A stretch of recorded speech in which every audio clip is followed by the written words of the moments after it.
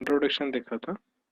In last practical, we have studied about the introduction to laboratory skills and laboratory apparatus, जो भी lab में होते हैं। Lab में एंट्री करने की एटिकेट्स क्या है, लैब में जाने से पहले क्या क्या प्रोटेक्टिव मेजर्स हमें करने चाहिए, वो सब हमने स्टडी किया था। उसके बाद हमने उसमें स्टडी किया है कि क्या क्या apparatus लैब में होते हैं, किस किस चीज़ में वो इस्तेमाल किए जाते हैं। इसका एक शॉर्ट इंट्रोडक्शन टाइप हमने स्टडी किया था। अब जो हम आज स्टडी करने जा रहे हैं वो है synthesis of acetanilide by acetylation reaction. आपने बहुत सारे कंपाउंड सिंथेसाइज किए हैं बट नोटबुक में, तो एक्चुअल में प्रैक्टिकली हम कैसे उसे सिंथेसाइज करते हैं, जैसे कि बोला होता है कि रिएक्ट ए विद बी और give treatment of A with B in the presence of acid और base to produce C and D यानी मींस प्रोडक्ट। दो रिएक्टेंट को इस तरह से रिएक्ट कीजिए कि एसिड या बेस की प्रेजेंस में, तो आपको प्रोडक्ट मिलेगा इस तरह से। ओके, तो सबसे पहले हम देखेंगे कि इंट्रोडक्शन क्या है इस चीज़ का। एसिटाइनिलाइड क्यों सिंथेसाइज करना है या कैसा होता है। Acetanilide is a white organic solid, यानी ये वाइट इन कलर है, सॉलिड इन नेचर है।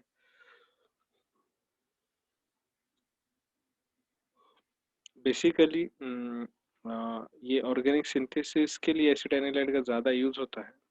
इसके सिनोनिम्स है एन फिनाइल एसिटामाइड, एसिटाइनिलाइड, एसिटानिल, ये सब ये नामों से भी ये जाना जाता है। Synthesis to prepare the organic compound acetanilide from aniline, glacial acetic acid, acetic anhydride and zinc dust. तो आप इसको इस तरह से भी लिख सकते हैं, prepare and submit acetanilide from aniline, बस इतना ही लिखना है। क्या, to prepare and submit acetanilide from aniline. जब भी आप रिकॉर्ड्स में लिखेंगे, जैसे बोला गया कि A4 साइज पेपर पर लिखना है आपको, अभी तो ये जो इससे पहले भी एक्सपेरिमेंट किया गया उसमें भी आपको प्रिकॉशनरी लिखना है, जो वीडियो में एक्सप्लेन किया था, और ये भी लिखना है। A4 से जो हम प्रिंटिंग पेपर या जेरोक्स पेपर यूज करते हैं उस पर आपको ये सब चीजें लिखनी है, ताकि जब भी कॉलेज रिज्यूम होगा तो उसके बाद you can submit as a record book. इसके पीछे थियरी या प्रिंसिपल यानी किस बेसिस पर ये सिंथेसिस काम करता है, तो वो हम देखेंगे। Acetanilide is prepared from aniline, aniline का इस्तेमाल करके हम एसिटाइनिलाइड बनाएंगे, which reacts with acetic anhydride। Aniline का रिएक्शन एसिटिक एनहाइड्राइड या ग्लेशियल एसिटिक एसिड के साथ करेंगे, और यहाँ पर in presence of zinc dust होगा।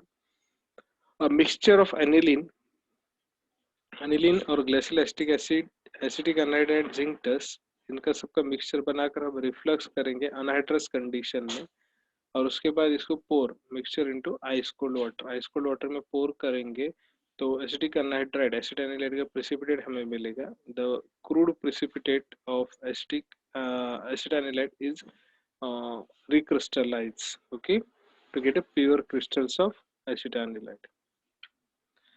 देखिए, द केमिकल रिएक्शन इस तरह का है इसका। aniline acetic anhydride in presence of glacial acetic acid and zinc dust produces acetanilide। Byproduct है एसिटिक एसिड।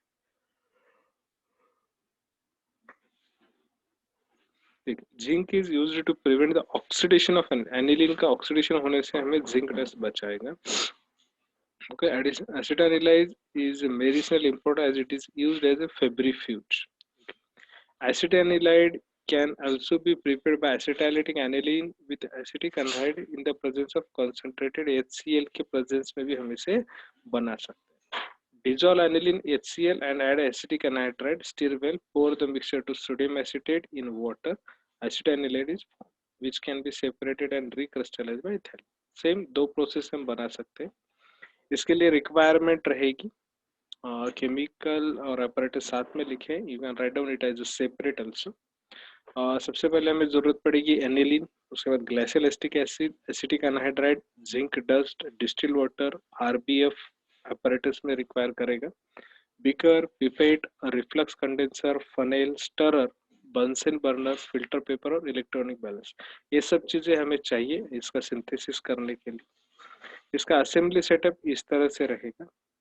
जो मिक्सचर है तो मिक्सचर हम लेंगे आरबीएफ के अंदर, जिसमें aniline, acetic acid, asterisk anhydride और जिंक डस्ट का पिंच डाल देंगे। उसके बाद उसको स्टैंड बाथ या फिर आपका हीटिंग मेंटल दोनों में रखेंगे और नीचे से बंसिन बन। और ये रिफ्लक्स कंडेंसर हम फिट करेंगे। जो कंडेंसर हमने पिछली प्रैक्टिकल में देखा था, उसके ग्लास का होता है जिसको दो कोटिंग्स होती है, एक अंदर का और ये बाहर वाला। इसके बीच जो ब्लू कलर से बताया गया है वो है वाटर। इसको डाउन साइड से इनलेट देते हैं और अप साइड से आउटलेट होता है। ओके, तो ये कंटिन्यूसली वाटर इसके अंदर मूव करता है ताकि इसमें से जो वेपर्स निकलेंगे वो वेपर्स कंडेंस ना हो और वापस उसके अंदर ये हो जाए। ओके,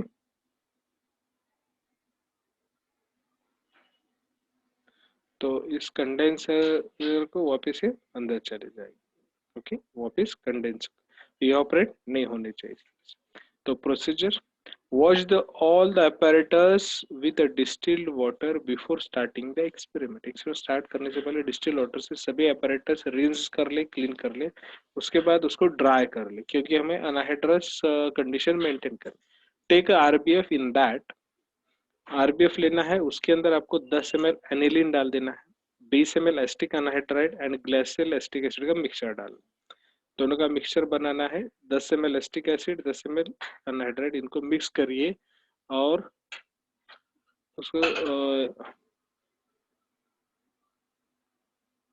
उस मिक्सचर को उसमें ऐड कर दीजिए। ओके, और उसमें थोड़ा सा जिंक डस्ट ऐड कीजिए ताकि वो पूरी तरह से हमें ऑक्सीडेशन ना होने पाए एनिलीन का। उसके बाद रिफ्लक्स कंडेंसर को इस असेंबली के जैसे फिट कर दीजिए। पूरा असेंबली इस तरह से सेटअप कर दीजिए। असेंबली सेटअप करने के बाद heat the mixture gently for about 15 to 20 minutes on oil bath or sand bath। Okay, oil bath या सैंड बाथ पर इसको 15 से 20 मिनट के लिए रखना है। देन जब वो पूरा हिट हो जाएगा तो उसके बाद हॉट मिक्सचर को ही निकाल लेना है और हॉट मिक्सचर को एक बीकर के अंदर ट्रांसफर करना है। ओके, बट बीकर में क्या होना चाहिए, बीकर में ऑलरेडी आपने आइस कोल्ड वाटर लेना है, 200 ml आइस कोल्ड वाटर लेना है और उस आइस कोल्ड वाटर में आपका हॉट कंटेंट ऐड करना है, पोर कर देना है। बट पोर करते टाइम जैसे जैसे आप पोर करेंगे उसी टाइम आपको उसको स्टर करना है continuously. You have to stir the solution. Okay, उसके बाद मिक्सचर को और ज्यादा पूरा एडिशन हो गया, पोरिंग हो जाने के बाद उसके बाद इतना विगरसली स्टर कीजिए, बहुत ज्यादा तादाद में उसको आपको स्टर करना है। Hydrolysis of excess of acetic anhydrate, जो जितना भी एसिटिक एनहाइड्रेट बचा वो सब पूरा का पूरा हाइड्रोलाइज हो जाए। Once all the एसिटाइनिलाइड is precipitated, एक बार अगर आप उसको स्टरिंग करेंगे तो उसमें पार्टिकल्स दिखने लगेंगे। जब तक कि पूरा बल्की पार्टिकल्स नहीं दिखते या बल्क नहीं दिखता आपके सॉल्यूशन में तब तक उसको स्टर कर। एक बार पूरा बल्क आ जाने के बाद, प्रिसिपिटेट हो जाने के बाद उसको फिल्टर कीजिए। फिल्टर करने के बाद उस प्रिसिपिटेट का जो सैंपल है वो सैंपल क्रूड सैंपल ऑफ एसिटाइनिलाइड रहेगा। उसको आपको रिक्रिस्टलाइज करना है इथेनॉल का इस्तेमाल कर कर। ओके, तो रिक्रिस्टलाइजेशन का प्रोसेस आगे, to get pure crystallise crystallisation, recrystallisation should be carried out. तो रिक्रिस्टलाइजेशन कैसे करेंगे, जो हमने फिल्टर किया हुआ सैंपल है, जो प्रिसिपिटेट है हमारा, उस प्रिसिपिटेट को, क्रूड सैंपल को हम बीकर में ऐड करेंगे जिसमें कि वाटर, 20 ml वाटर, उसको जेंटली हीट करेंगे और उस सॉल्यूशन को अगर कलर आ रहा है तो एक्टिवेटेड कार्बन डालेंगे, अदरवाइज डालने की जरूरत नहीं। ओके, अगर सॉल्यूशन को कलर आ रहा है तो फिल्टर द, फिर उसके बाद हॉट सॉल्यूशन को फिल्टर करेंगे। Cool the mixture for 30 minute, उसके बाद मिक्सचर को कूल करेंगे तो उसमें शाइनी क्रिस्टल, जैसा प्रीवियस स्टेप में हमें बल्कि प्रिसिपिटेट दिख रहा था, यहाँ पर आपको क्रिस्टल्स दिखेंगे एसिटाइनिलाइड के। Okay, filter of the crystals, wash them with water, water के साथ वॉश कीजिए और ड्राई कीजिए फिल्टर पेपर के बीच में उसको प्रेस करा कर। ओके, इसमें ऑब्जर्वेशन आपको क्या करना है, observe the colour of the crystals, colourless crystals होते हैं यानी व्हाइटिश टाइप के। Shape of the crystals plate shape होते हैं, छोटी छोटी पट्टी या फ्लेक्स जैसे होते हैं, उस तरह से फ्लेक्स ना होकर प्लेट्स रहते हैं। मेल्टिंग पॉइंट है 114 104 डिग्री सेल्सियस यानी 114 डिग्री सेल्सियस इसका मेल्टिंग पॉइंट है। आपको जब आप सिंथेसाइज करेंगे तो उसके बाद आपको मेल्टिंग पॉइंट भी डिटरमाइन करना होगा। सबसे important part calculation of theoretical yield, practical yield and percentage yield. सबसे पहले आसान है प्रैक्टिकल यील्ड। प्रैक्टिकल यील्ड यानी जो आपका प्रोडक्ट बन चुका है उसका वेट लेंगे, मतलब वो हो गया practical yield. Weight of a product synthesise, जो प्रोडक्ट आपने बनाया है उसका वेट यानी प्रैक्टिकल यील्ड। थियोरेटिकल यील्ड हमें कैलकुलेट करनी होती है रिएक्शन पर। ओके, जैसे कि यहाँ पर एनिलीन, एसिटिक एनहाइड्राइड और प्रोडक्ट है हमारा एसिटाइल। तो सबसे पहले इनका मॉलिक्यूलर फॉर्मूला डिटरमाइन करना, सभी का रिएक्टेंट, रिएजेंट और प्रोडक्ट सभी का मॉलिक्यूलर फार्मूला डिटरमाइन करेंगे। उसके बाद उसका मॉलिक्यूलर वेट डिटरमाइन करेंगे। जैसे कि एनिलीन का मोलर मास है 93.13 ग्राम पर मोल, एसिटिक एनाइड का 102.09 और एसिड एनाइड का 130। तो इसमें हम देखेंगे कि एनिलीन अगर नहीं रहा, क्योंकि इसी के ऊपर सब्स्टिट्यूशन हो रहा है, तो एनिलीन अगर नहीं आया तो आपकी रिएक्शन नहीं होगी, means limiting constant reagent is aniline, that's why aniline को ही कैलकुलेट। अगर 1 मोल एनिलीन 1 मोल आपका एसिड एनाइड देगा, means 93.13 gram of aniline gives you एक 135.1। जब आप 93 ग्राम एनिलीन यूज करेंगे तो आपको मिलेगा 135 ग्राम एसिटा एनिलाइड। ओके, तो आपने यूज कितना किया है? आपने तो यूज कम किया है, जैसे कि आपने 2 ग्राम ऑफ एनिलीन लिया है, समझो। ओके, हमने कितना लिया है प्रोसीजर में? 10 ml एनिलीन मीन्स 10 ग्राम अप्रोक्सीमेट है। अगर आप डेंसिटी से कैलकुलेट करेंगे तो थोड़ा बहुत कम आएगा, बट अप्रोक्सीमेट हम 10 ग्राम कंसिडर करें। अब मैंने यहाँ पर 2 ग्राम का एग्जांपल लेकर एक्सप्लेन किया है। तो 2 ग्राम एनिलीन कितने ग्राम एसिटाइनिलाइड देगा? Hence acetanilide obtained from 2 gram of aniline is equal to 2 into 135 divided by 93.13। ये इसका फॉर्मूला है। Okay, reactor weight of reactant taken into molecular weight of product divided by molecular weight of limiting reactant। Okay, इस तरह से है। इसका calculation करने के बाद आएगा 2.90 gram of acetanilide, that is 100% yield अगर है। उसके बाद ये हो गया थ्योरेटिकल यील्ड। अब हम कैलकुलेट करेंगे परसेंटेज यील्ड। अगर आपको थ्योरेटिकल यील्ड पता है, प्रैक्टिकल यील्ड पता है, तो percentage yield is equal to practical yield divided by theoretical yield into 100. This will be the formula for calculation of percentage. ये formula है। क्या रहेगा formula? Percentage is yield equal to practical yield divided by theoretical yield into 100, इतना रहेगा। तो percentage yield is equal to उतना आएगा, जो कैलकुलेशन के बाद यहाँ पता चला 89.4%। आपको रिजल्ट लिखना है। रिजल्ट इस तरह से लिखेंगे, acetanilide was synthesized, the practical yield is, जो आपकी प्रैक्टिकल यील्ड आएगी वो, theoretical yield is dash dash gram, यानी यहाँ पर कितनी आई थ्योरेटिकल यील्ड? 2.90 ग्राम, तो 2.90 ग्राम। परसेंटेज यील्ड जो आपकी आएगी कैलकुलेट करेंगे, मेल्टिंग पॉइंट जो आप डिटरमाइन करेंगे वो यहाँ पर लिखेंगे। Molecular formula, calculate the molecular formula from this structure. Then molecular weight, तो मॉलिक्यूलर वेट तो हमें पता चलता ही है, जैसे कि यहाँ पर है 135.17 ग्राम, 135.17 ग्राम। स्ट्रक्चर, आपको यही स्ट्रक्चर ड्रॉ करना है यहाँ पर स्ट्रक्चर में। ओके, ये सब जो है सिंथेसिस ऑफ एसिटाइनिलाइड, इसका सीक्वेंस जिस तरह से इसमें बताया गया है प्रैक्टिकल में आपको, उसी तरह से। अभी ये सिंथेसिस करते टाइम कुछ एहतियात बरतनी चाहिए, प्रिकॉशंस लेनी चाहिए। वो क्या? Do not inhale the fumes of acetic anhydride. Acetic anhydride hazardous chemical है। अगर आप इसको इनहेल करते हैं उसके फ्यूम्स, तो आपको चक्कर आना या फिर सुस्त हो जाना, थकावट ज़्यादा आ जाती है। ओके, तो ये साइड इफेक्ट्स है इसके, तो इसको फ्यूम्स इनहेल नहीं होने चाहिए, यानी सांस के सामने या नाक या मुंह के सामने एसिटिक एनहाइड्राइड ओपन ना कर। Always carry out experience in fuming chamber में ही कैरी आउट करना है। ओके, वाटर कंडेंसर को रिफ्लक्स करना है रिएक्शन मिक्सचर करते time carefully. Dry the crystals of acid anilide before finding weight and melting point, यानी वेट प्रैक्टिकली वेट करने से पहले या लेने से पहले आपको ये कंफर्म करना है कि आपका जो एसिटाइनिलाइड है वो पूरी तरह से ड्राई है या नहीं, और मेल्टिंग पॉइंट लेने से पहले। Okay, this is all about the acetanilide. Okay, उसके प्रिकॉशंस। तो ये हो गया रिजल्ट, ये तो आपको बताया है मैंने कि कैसे लिखना है।